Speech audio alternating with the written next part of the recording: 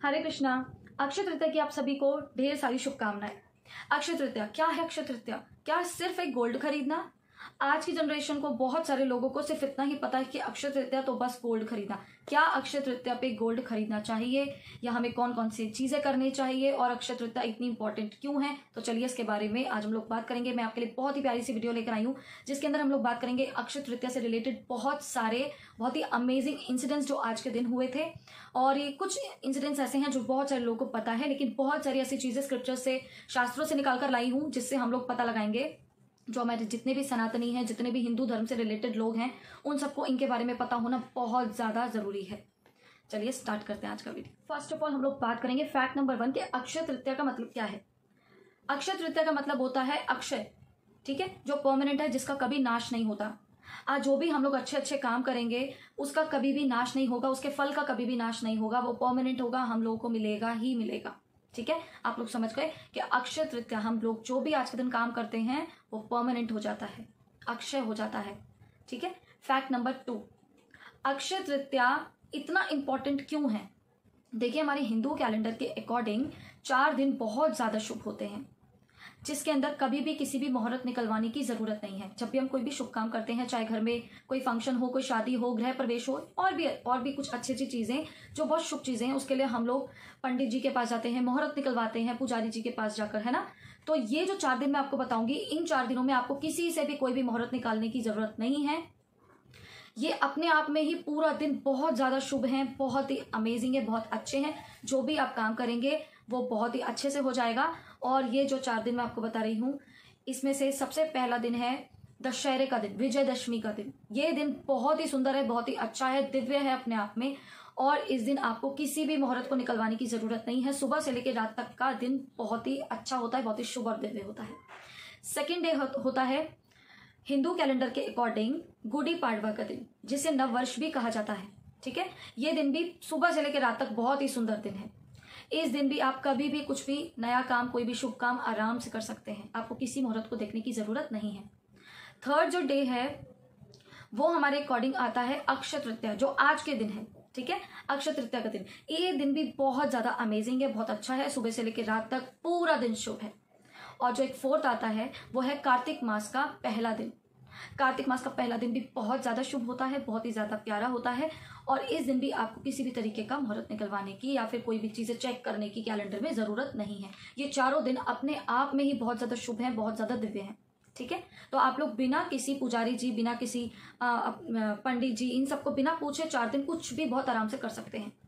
Third fact मैं आपको बताऊंगी कि आज ही के दिन भगवान विष्णु के 6ठे अवतार परशुराम भगवान का प्राकट्य दिवस भी है। आज ही के दिन परशुराम जी प्रकट हुए थे और परशुराम जी ने आज ही के दिन प्रकट होकर बहुत सुंदर सुंदर, मतलब आगे चल के लीलाएं की, जिसके अंदर एक लीला जो बहुत ज्यादा फेमस है, उन्होंने 21 बार धरती पे से सभी क्षत्रियों का नाश कर दिया था, सभी क्षत्रिय मिटा दिए थे। ठीक है, ये बहुत बड़ी कथा है, किसी और दिन डिस्कशन करेंगे। बाकी ये बहुत मेन सी छोटी सी चीज थी, मैंने आपको बताई। फोर्थ चीज मैं आपको बताऊंगी, आज ही के दिन विष्णु भगवान के 24 अवतारों में से एक नर नारायण अवतार भी प्रकट हुए थे, जिसके बारे में बहुत कम लोगों को पता होगा। ठीक है, नर नारायण अवतार जो आपको दर्शन होते हैं वो बद्रीनाथ धाम में होते हैं। ठीक है, फिफ्थ पॉइंट, ये भी बद्रीनाथ धाम से ही रिलेटेड है। बद्रीनाथ धाम के कपाट भी आज ही के दिन खुलते हैं 6 महीने के लिए। अब आप कहेंगे 6 महीने के लिए क्यों? 6 महीने के लिए इसलिए क्योंकि ये जो 6 महीने आज से तो स्टार्ट हो रहे हैं अक्षय तृतीया से, इसमें सभी डिवोटीज को, सभी भक्तों को वहां पर जाके पूजा करना, बहुत ही सुंदर सुंदर वहां पर स्तुति होती है भगवान की। आज से ही शुरू कपाट खुलते हैं, तो आप लोग को वहां पे बहुत सुंदर भगवान के दर्शन होंगे। लेकिन ये दर्शन नर नारायण रूप में है और ये ब्रह्मचारी रूप में है भगवान के। ठीक है, और 6th मैं आप लोगों को ये बताऊंगी कि आज ही के दिन भगवान विष्णु के 24 अवतारों में से एक हयग्रीव अवतार भी प्रकट हुए थे। हयग्रीव अवतार हो सकता है बहुत सारे लोगों को ना पता हो। ये जो अवतार था, ये अवतार लेना इसीलिए भगवान ने लिया था क्योंकि हयग्रीव नाम का एक दैत्य था, और वो जो दैत्य था वो हयग्रीव था, एक घोड़े के फेस था उसका। ठीक है, ऐसा था कुछ, उसका फेस घोड़े का था। और उसने ऐसा मतलब बहुत ज्यादा तपस्या करके ऐसी चीजें वरदान मांगी थी कि मुझे कोई हयग्रीव ही मारे। अब वो बहुत अच्छे से जानता था कि दुनिया में कोई दूसरा हयग्रीव है ही नहीं, होगा कैसे और मैं मरूंगा कैसे, लेकिन उसे नहीं पता था हमारे भगवान विष्णु बहुत सारे अवतार ले सकते हैं। तो भगवान ने हयग्रीव अवतार रूप धारण करा आज ही के दिन। और हयग्रीव ने क्या किया था, हयग्रीव ने हमारे जितने भी वेद हैं उन्हें लेके समुद्र में चला गया था उन्हें नष्ट करने के लिए। ठीक है, तो भगवान ने हयग्रीव अवतार धारण करके हमारे वेदों को बचाया। फैक्ट नंबर 7, आज ही के दिन माँ गंगा भागीरथ जी की रिक्वेस्ट पर धरती पर प्रकट हुई थी। ठीक है। फैक्ट नंबर 8, आज ही के दिन अन्न भी धरती पर आया था। अन्नपूर्णा माँ भी आज ही के दिन प्रकट हुई थी धरती पर। इन सब के पीछे बहुत सुंदर सुंदर लीलाएं हैं। मैं आपको बहुत छोटे छोटे पॉइंट्स में बता रही हूँ, वीडियो बहुत बड़ा हो जाएगा, इसलिए मैं बहुत छोटा छोटा मेन आपको सिर्फ बता रही हूँ कि आज के दिन कौन कौन सी लीलाएं हुई हैं। 9th पॉइंट, आज ही के दिन, ठीक है, वृंदावन में बांके बिहारी जी के चरण दर्शन होते हैं। अगर आपको चरण दर्शन करने हैं बांके बिहारी जी के, क्योंकि आपने देखा होगा जब भी आप बिहारी जी के दर्शन करते हो, जो लोग वृंदावन बांके बिहारी जी नहीं गए हैं मंदिर में, या जो लोग फोटोज के थ्रू, इमेजेस के थ्रू दर्शन करते हैं, आपने देखा होगा बिहारी जी हमेशा ड्रेस जो पहनते हैं वो पैरों से और आगे तक बढ़ी जा रही होती है। ठीक है, उनके चरण नहीं दिख रहे होते। तो आज के दिन बिहारी जी अपने चरणों के दर्शन देते हैं। फैक्ट नंबर 9, आज ही के दिन बद्रीनाथ जी के कपाट खुलते हैं, मैंने बताया है ना। लेकिन जब हरिदास ठाकुर थे, जिन्होंने श्री कुंज बिहारी हरिदास, जिन्होंने बिहारी जी को प्रकट किया, ठीक है, उनसे लोगों ने बोला कि हमें बद्रीनाथ जाना है। भक्तों ने, बहुत सारे भक्तों ने बोला कि हमें वहां पर जाना है बद्रीनाथ, और बद्रीनाथ जाके हमें बद्रीनाथ भगवान के दर्शन करने हैं। तो उन्होंने कहा था कि जो नहीं जा सकते कोई ज़रूरत नहीं है वहां पर जाने की, क्योंकि आज ही के दिन बिहारी जी आपको अपने चरणों के दर्शन देंगे, और इन्हीं चरणों के दर्शन से आपको बद्रीनाथ जाओगे आप, तो वहां पर जब 100 बार भी चले जाओगे ना, 100 बार जाने पर जो वहां पर फल प्राप्त होगा वो आपको एक बार चरण दर्शन से फल प्राप्त हो जाएगा। तो बहुत ज़्यादा महिमा है, बहुत ज़्यादा भीड़ लगी हुई है लोगों की। आप भी जाइए, दर्शन कीजिए। वैसे आप तो नहीं जा सकते, हम सो सॉरी, वीडियो बहुत लेट आ रहा है। ठीक है, और मैं आप लोगों को बताऊंगी, पांडवों को अक्षय पात्र भी आज ही के दिन मिला था। यह अक्षय पात्र क्या है, पांडवों को मिला था।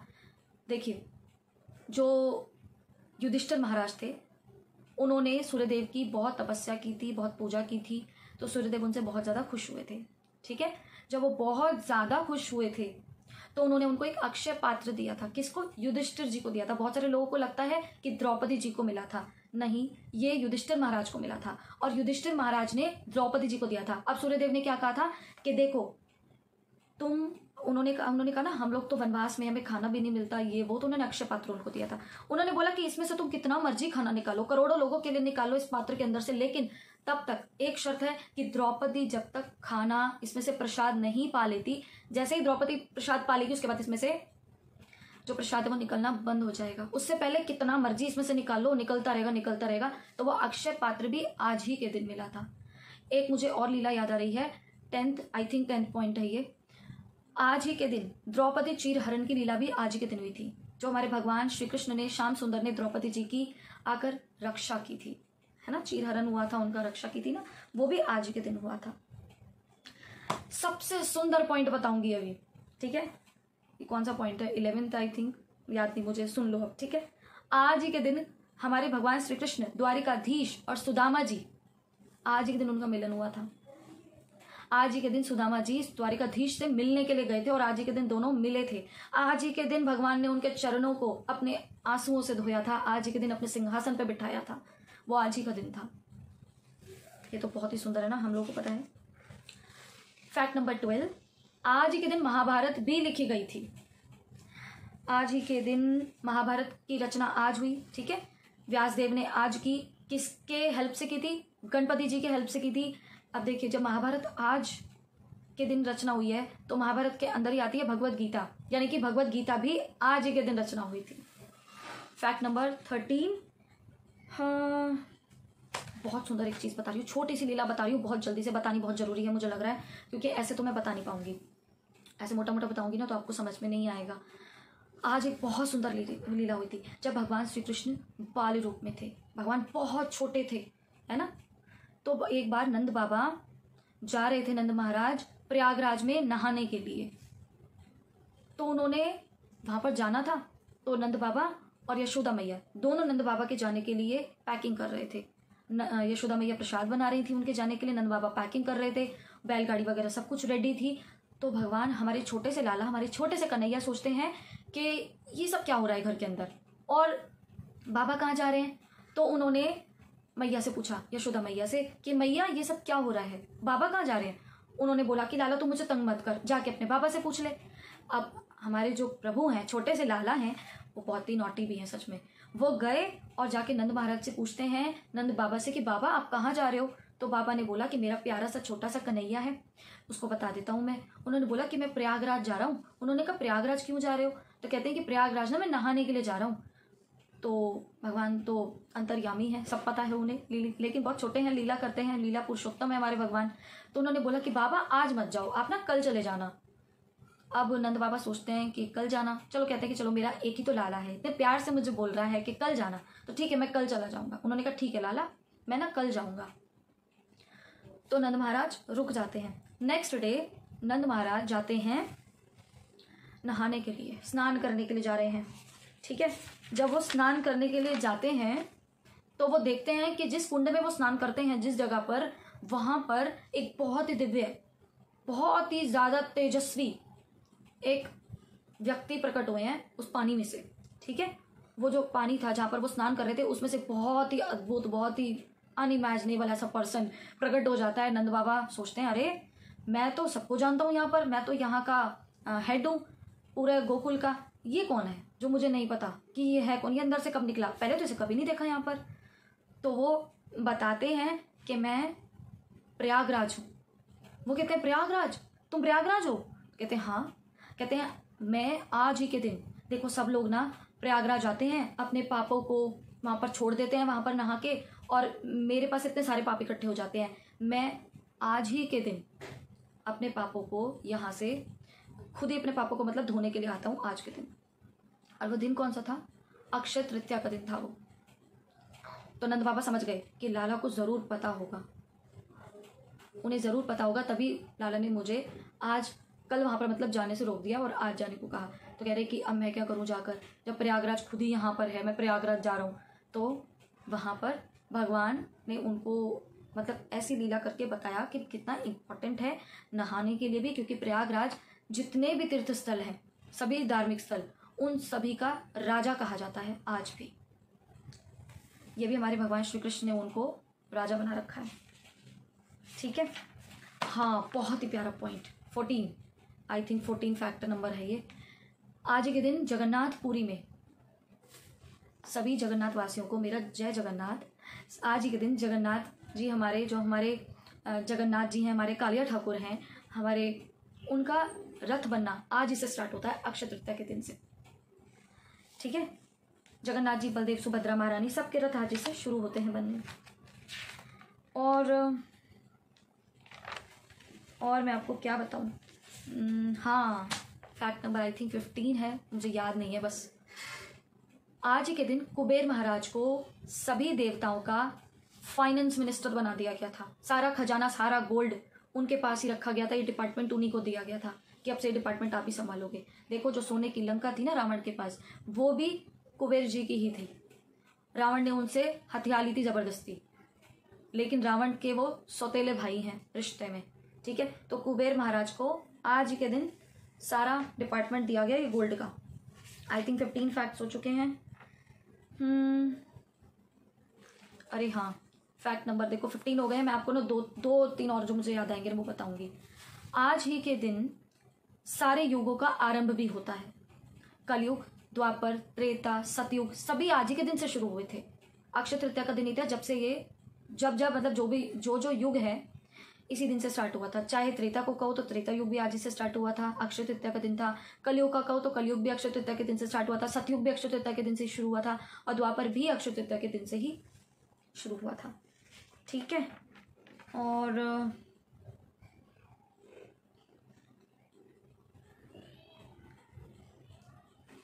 फैक्ट नंबर 17 जो मोस्ट इंपॉर्टेंट फैक्ट है, आज के दिन से चंदन यात्रा भी शुरू हो रही है।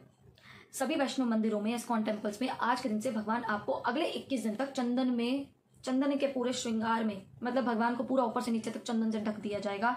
आज के दिन से भगवान वैसे दर्शन देने शुरू भी करते हैं, और हम इस्कॉन डिवोटीज के लिए आज बहुत ही अमेजिंग दिन है। आई थिंक फैक्ट नंबर 17 है, बता रही हूँ। आज ही के दिन से हमारे जगत गुरु श्रीला प्रभुपाद, जो इस्कॉन के फाउंडर आचार्य हैं, उन्होंने लीग ऑफ डिवोटीज की स्थापना भी की थी झांसी में। तो हम सभी इस्कॉन के जितने डिवोटीज हैं उनके लिए बहुत ही प्यारा, बहुत ही सुंदर दिन है आज। ठीक है, प्रभुपाद जी जानते थे आज का दिन बहुत अच्छा है, देखो तभी उन्होंने लीग और डिवोटीज की स्थापना आज की, उन्हें पता था अक्षय तृतीया का महत्व क्या है। ठीक है,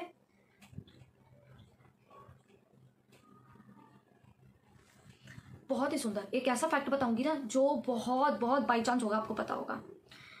आज ही के दिन देखो, ये जो मैं आपको बता रही हूँ ना, ये तो मतलब मैं आपको बता रही हूँ, मुझे बस कैसे कैसे करके ढूंढा है ना और मिला है मेरे को। रेमुना में, उड़ीसा के रेमुना में खीरचोर गोपीनाथ टेम्पल है। ठीक है, जिसे गोपीनाथ टेम्पल पहले कहा जाता था, फिर एक भगवान की बहुत सुंदर सी लीला हुई थी, जो भगवान का नाम खीरचोर गोपीनाथ पड़ गया था। बहुत जल्दी मैं ये लीला आपके लिए जरूर लाने वाली हूँ, जरूर लाऊंगी, तो मैं भूलूंगी भी नहीं, क्योंकि ये है ही बहुत सुंदर सी लीला कि भगवान गोपीनाथ कैसे खीरचोर गोपीनाथ बन गए।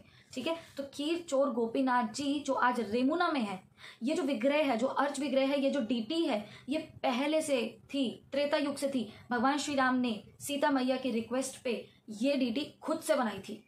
देखो, भगवान श्री राम खुद ही तो हैं श्री कृष्ण, है ना, उन्होंने अपनी डीटी खुद से बनाई थी, अपना वो अर्च विग्रह खुद बनाया था। सीता मैया ने कहा था कि प्रभु आप मुझे बताइए कि आप द्वापर में किस तरीके के रूप में प्रकट होंगे, तो उन्होंने वो डीटी बनाई थी और वो डीटी आज भी है। आप लोग गूगल पर सर्च कर सकते हो, खीरचोर गोपीनाथ। खीरचोर गोपीनाथ जी को किसी और ने नहीं, श्री राम ने बनाया। बोलो सियावर रामचंद्र की जय हो, खीरचोर गोपीनाथ की जय हो। ठीक है, और क्या हुआ था आज के दिन, मैंने तो आपको बहुत सारे बता दिए, मुझे तो 15 बताने थे, आई थिंक 18-19 हो चुके हैं। और नहीं, और अगली बार देखेंगे, सारा नहीं बताऊंगी अभी। चलिए ठीक है, तो मैं आप लोगों के लिए स्क्रिप्चर्स से ढूंढ के, जगह जगह से वीडियोस को सर्च करके, और बहुत कुछ जितना मैं सुनती हूँ, अपने मेरे जितने टीचर्स हैं, जितने आचार्य के मैंने लेक्चर सुने हैं, उन सबसे मैंने ये जो बहुत इंपॉर्टेंट पॉइंट्स थे आप लोगों को बताया। अब एक बहुत सुंदर सी चीज़ कि आज के दिन करना क्या चाहिए, क्या आज के दिन गोल्ड खरीदना चाहिए या नहीं खरीदना चाहिए, क्या ऐसा भी कुछ हमारे शास्त्रों में लिखा है, इसके बारे में बात कर लेते हैं। जहां पर बात आती है ना गोल्ड खरीदने की, सब लोग सोचते हैं कि अक्षय तृतीया पर गोल्ड खरीदेंगे। अगर मैं स्क्रिप्चर से बताऊं, शास्त्रों से बताऊं, तो किसी भी शास्त्रों में, किसी भी स्क्रिप्चर्स में ऐसा कहीं पर भी प्रमाण नहीं है, कहीं पर भी नहीं है कि आप लोगों को आज के दिन गोल्ड खरीदना चाहिए, ऐसा कहीं पर भी नहीं लिखा। लेकिन आप लोग खरीदना चाहते हैं तो खरीदिए, कोई दिक्कत नहीं है, लेकिन करना क्या चाहिए, उस पर फॉलो ज्यादा करें, उस पर फोकस ज्यादा करें।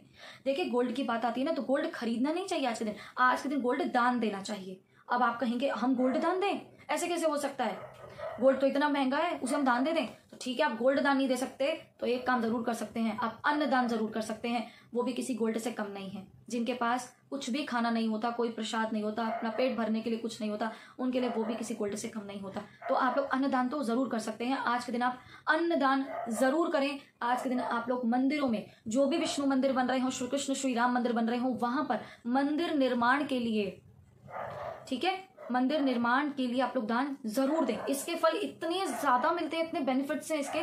देखिए, हर चीज को बेनिफिट से लेकर पहली बात तो करना नहीं चाहिए। फिर भी कुछ लोग होते हैं ना, वो सोचते हैं कि अगर हम ये करेंगे तो हमें क्या मिलेगा, तो उनके लिए बता रही हूँ। वैसे तो ऐसा मन में मत लाना, ऐसा सोच के मत करना कि हम कुछ करेंगे तो उसके बदले में हमें कुछ मिलेगा। प्लीज इस चीज को इससे मत जोड़ा। फिर भी मैंने आपको बताया कि इसके बेनिफिट्स इतने ज्यादा है। तृतीया का दिन है तो मैंने बताया आपकी कोई भी चीज क्षय नहीं जाएगी, उसका नाश नहीं होगा, अक्षय हो जाएगी, परमानेंट हो जाएगी। ठीक है, तो आप लोगों को अन्नदान जरूर करना है। मंदिर निर्माण हो रहा है विष्णु भगवान का, श्री राम का, श्री कृष्ण का, तो वहां पर आप लोग को दान जो आपकी इच्छा हो पाए, जो आप लोग जित शक्ति से दान दे सकते हो उतना करो। जरूरी नहीं है कि आपको कितना करना है। ठीक है, डोनेशन करनी ही करनी होती है, बहुत अच्छी होती है। ठीक है, अपनी माला को ज्यादा से ज्यादा करो। आज अगर आप 16 राउंड्स करते हो तो आप 20 कर सकते हो, 32 कर सकते हो, जितना आप कर पाओ, बट थोड़ा ज्यादा करो तो अच्छी बात है ना। आप लोग अपनी माला को बनाना है, आप लोग को श्रीमद् भागवतम को पढ़ना है, आप लोगों को श्रीमद् भगवत गीता के श्लोकों को पढ़ना है और उसको अपनी लाइफ में उतारने की कोशिश करनी है। कुछ कुछ ऐसे श्लोक पकड़ लो जो अपनी लाइफ में आप डेली उसको यूज करो, अपनी लाइफ में उसे कुछ सीखो और अपनी जितना भी हम जिएंगे, जितना भी हम परमानेंट, अभी जितना है परमानेंट तो हम लोग नहीं है, सॉरी, मतलब जितना हम लोग की लाइफ बची हुई है तो उसको हम लोग पूरे लाइफ टाइम अपनी लाइफ के साथ फॉलो कर सके। कुछ ऐसा, जैसे भगवान तीसरे अध्याय में बताते हैं भगवत गीता में कि आप लोग अगर कुछ भी खाते हो तो उसे मुझे भोग लगा के खाओ। अगर आप मुझे भोग लगा के खाते हो वो सभी चीजें, ठीक है, प्रसाद के रूप में खाते हो, तो आप लोग शुद्ध हो जाओगे, अच्छे हो जाओगे, अच्छे रहोगे। अगर आप लोग बिना भोग लगाए मुझे खाते हो तो आप लोग पाप खाते हो। ठीक है, तो हमें ऐसी चीजें खानी चाहिए जो हम लोग भगवान को भोग लगाएं। अभी मैं आप लोगों को बता दूं भोग कैसे लगाना है, क्योंकि बहुत सारे लोगों को मैंने देखा है भोग लगाना नहीं आता। अगर आपके घर में अर्च विग्रह भगवान श्री हरि विष्णु, श्री राम या श्री कृष्ण या श्री श्री गौर निताई हैं, ठीक है, कोई भी, ये मतलब भगवान विष्णु के जो भी विग्रह हैं या श्री कृष्ण है आपके पास, तो आप लोग उनको भोग लगाइए। अब देखिए भोग में हम लोग अनियन गार्लिक तो नहीं लगा सकते। प्लीज एक बहुत ही इंपॉर्टेंट चीज बता रही हूँ, भगवान को चाय का भोग, कॉफी का भोग मत लगाइए। बहुत सारे लोग चाय का भोग लगाते हैं, मैंने देखा है, जो बिल्कुल भी अच्छा नहीं है। चाय भगवान को भोग कभी नहीं लगती, क्योंकि चाय में कैफीन होता है, नशा होता है, और भगवान ने नशे से हम लोगों को दूर रहने के लिए कहा है। और हमारे इस्कॉन के फाउंडर आचार्य श्रीला प्रभुपाद ने हमें 4 नियम दिए, जिसमें से एक नियम है आपको चाय कॉफी का सेवन नहीं करना, उनसे दूर रहना है, किसी भी तरीके का आपको नशा नहीं करना। ठीक है, तो आप लोगों को चाय कॉफी का भोग प्लीज भगवान को मत लगाइए।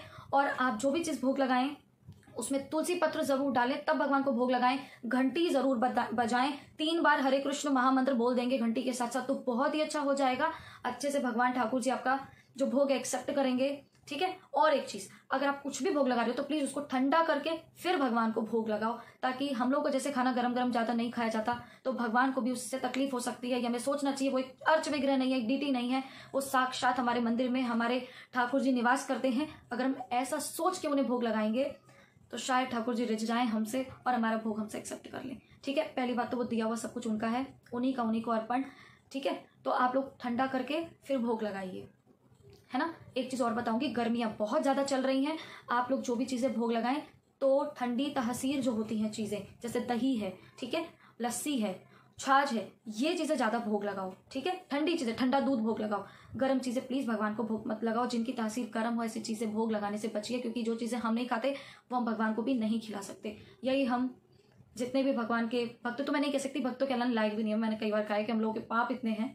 जितने भी हम भगवान के सेवक हैं, दास दासी हैं, हम लोगों को बिल्कुल भी समझना चाहिए कि वो हमारे लिए परम भगवान है। सब कुछ उन्होंने ही दिया है हमें, ये सब कुछ उनके लिए अगर हम लोग सोचेंगे तो भगवान तुम्हारे लिए हमेशा से सोचते हैं। ठीक है, तो मैं आपको कुछ पॉइंट्स बता दिए कि भोग कैसे लगाना चाहिए, है ना। और बाकी गोल्ड के ऊपर प्लीज फोकस ना करें, गोल्ड तो दान देना चाहिए। दान तो बहुत सारे लोग आप कहेंगे हम नहीं दे सकते, तो प्लीज अन्नदान जरूर करें, किसी भूखे को खाना खिला दें, किसी मंदिर में अन्नदान कर दें, या फिर मंदिर में बनने में दान कर दें। और सबसे अच्छी चीज, ठीक है, चलो ठीक है, आपने छोटा मोटा दान कर दिया, भगवत गीता का अगर आप लोग एक भी श्लोक पढ़ लोगे पर डे, अगर आप डेली एक श्लोक भी पढ़ते हो तो आप लोगों को वैकुंठवास जरूर मिलेगा। ठीक है, और हमें क्या चाहिए। चलो ठीक है, मैं आपसे मिलूंगी नई वीडियो में। वीडियो अच्छा लगा हो तो प्लीज वीडियो को लाइक शेयर कमेंट करना बिल्कुल मत भूलना। कमेंट में लिख देना बांके बिहारी लाल की जय, राधे राधे, हरे कृष्णा। चलिए मैं मिलूंगी आपसे नई वीडियो में, तब तक के लिए हरे कृष्णा, राधे राधे।